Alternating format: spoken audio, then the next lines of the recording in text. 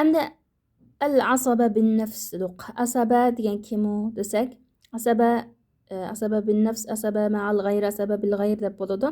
Endi asaba bin nafs degani o'zilam o'zi yolg'iz asaba bo'la oladigan degan gap. Asaba bil g'ayr ma'al g'ayr degani masalan o'g'il bilan qiz birlikib qolsa, ikkisi eshib qolgan tarikini bila oladi degan bu asaba bil g'ayr bo'ladi. Buni oldimizda tushuntirib qo'yma. Endi bu yerda asaba bin nafs degani ashabul furud o'zining ulushini ep bo'lgandan keyin eshib qolganni alhaqul faroida bi ahliha fama baqiya fali awla rajulin zakar deb payg'ambar alayhissalom.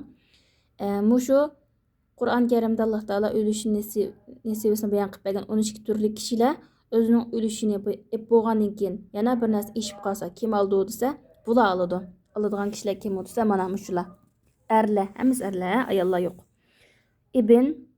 Ibnul ibn, al-ab, abul ab, akh shaqiq, ibn akh shaqiq, akhli ab, ibn akhli ab, am shaqiq, ibn am shaqiq, al-amli ab, ibnul amli ab. Qarsanglar akh shaqiq, akhli ab lekin akhli yo'q. Endi am shaqiq degan yerdami? Am shaqiq amli ab lekin amli yo'q. Va ibn amli deganlarmi yo'q.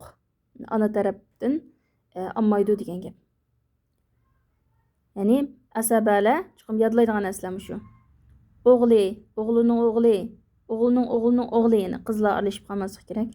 Dadasining dadasi, buvisi ya'ni akh shaqiq, ya'ni dadasi bir, onasi bir o'g'il tuqqani. O'g'il qarindoshi meyitning. Va uning bolasi qiz bo'lmaydi. Bint akh shaqiq bo'lmaydi. Chuqur ibn bo'lish kerak. Akhli ab, onasi boshqa, dadasi bir degandek. Shularni yodlash kerak. Andan keyin zavil arham bular ashabul furud bu yerdan tilg'ab o'tgan 12 turlik odamlar bilan mushular bo'lmagan vaqtida molni zavil arhamlar oladi.